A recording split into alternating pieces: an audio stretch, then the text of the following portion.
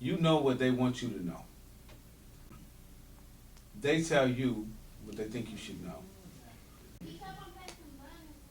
The process by which this transfer of information happens is through a very complex, organized propaganda network.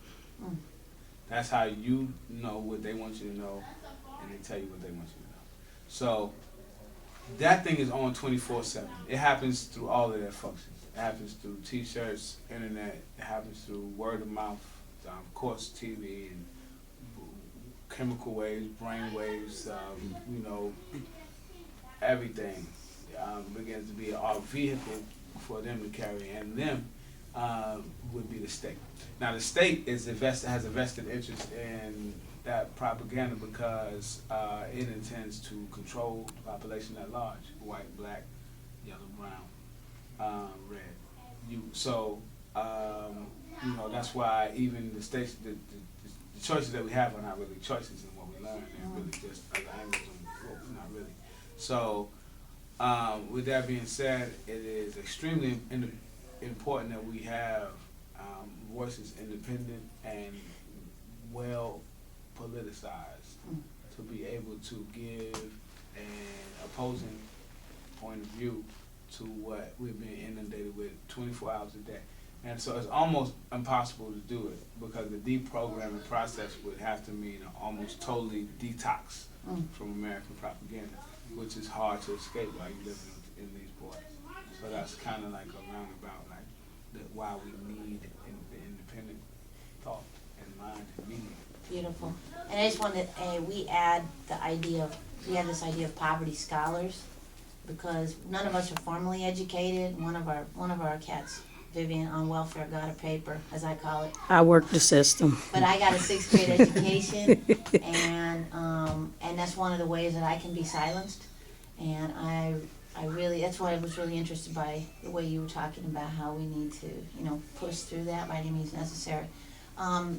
Yeah, Angel. Say your name first. My name is Angel Garcia. I'm a reporter for Poor Magazine, and I love working with them. One of my questions that I'm about to ask you is because it's cool that you rap and everything, and one of my favorite rappers is Tupac Shakur. And one of the reasons why he was one of my favorite rappers was because even though he raps about violence and things like that, it wasn't too much about violence. It was the message, if you really put attention to what he raps, it's about unity. So my question to you is, I grew up on Mission and I'm a former gangbanger from Mission, and I still kick it with my homies because I see a lot of divisions. And my question to you is, what do you think the black and brown has to do to stop all these divisions? Because all these things that they talk about unity and changing the system and all this kind of stuff, we cannot change ourselves or change our systems if these divisions between the two races keep going. Right. I agree. Thank you for the question. I think definitely when we talk about the question of black and brown, it's critical to the future of our movement. And it's getting more critical. Oh yeah. Definitely.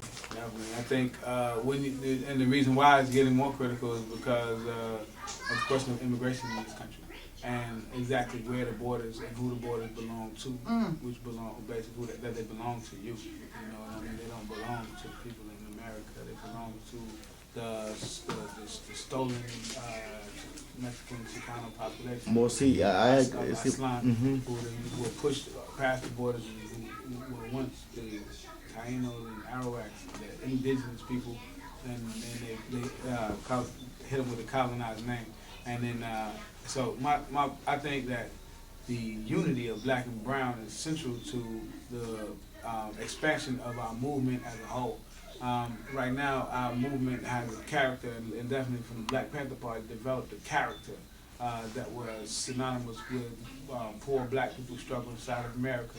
But slowly, the browning of the movement is happening, and what's become more and more critical is that the character of poor people or the strugglers is not just the Black Panther Party. It became the Young Lord Party, the Brown Berets, the Grey Panthers, and it became so many other organizations that came together and made what's called the Rainbow Coalition. At least for Fred Hampton, Senior of the Black Panther Party, it became the Rainbow Coalition, and this idea of the Rainbow Coalition was one that was hijacked by a man named Jesse Jackson.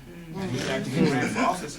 He actually ran for office on this idea, but it was one that came from the uniting of the Black and Brown, the Black Panther Party, the Young Lord Party, the Brown Berets, the Grey Panthers. So just as critical as it was then during the 60s is what is critical, how critical it is now, because with the unity of both of those forces, we fight all these issues at once. We talk about the issue of reparations and the issue of immigration all in one sentence. You talk about the issue of education and the issue of healthcare all in one sentence, where they try to separate the issues when it comes to our people. So that's why we gotta have Black and Brown power. The answer is Black and Brown power. And the reason why I ask you that is because we cannot stop all these divisions if we don't, as older, generations don't give the guidance that the Black and Brown juveniles have, because they don't have no guidance right now. Exactly. So and the government, wants them to keep doing this, so we don't get. And first, too. Yeah, I'm Quinani Exhibit Court News Network. I'm gonna keep it PS, pure and simple. In your opinion, why does a revolution require bloodshed? I think the revolution, because nobody's perfect, nobody knows all the answers. I think revolution has been stated to be one that will require bloodshed and caskets, to be exact, because that is the quote. Revolution will have you without, and this is Malcolm X's quote, without bloodshed and caskets. And the reason why, ultimately, because it boils down to purely a transfer of power. The transition and transfer of power and of hands in the United States. The whole idea of revolution happens when the transfer of the power comes from the ruling class, or the people right now who've got only on all the resources and quote unquote power. When that happens, when poor people are able to obtain, utilize, and trade resources, goods, and services that we have, that we make. That's right. That we make. That's what we're talking And see, about. what happens is that the ruling class exploits that all the stuff that we make and turns it into goods and services for them, and we never really enjoy anything that's good out of life. You know what I'm saying? So that transfer of power, it's not gonna happen easily. It's not gonna happen without a kicking, screaming fight. Why? Because it's those same people who pay the police to protect the shelves that are falling over with food and bulging with all kind of resources. They keep them from poor people like us from knocking down the doors and just taking the shit that we want to have. That's the difference between us eating and not eating, is the police.